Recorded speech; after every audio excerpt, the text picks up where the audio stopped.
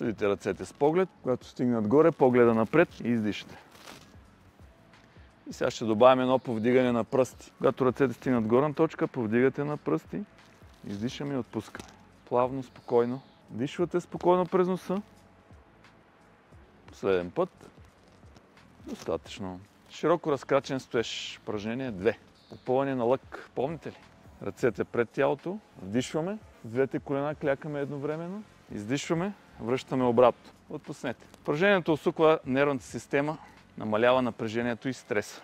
Тези упражнения са от системата на Идзин-дзин. Упражнения за мускули и сухожилия. Обръщаме се с лице към слънцето.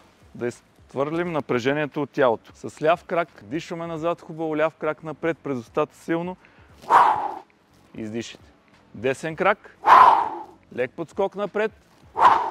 Връщате се към мен и ви благодаря.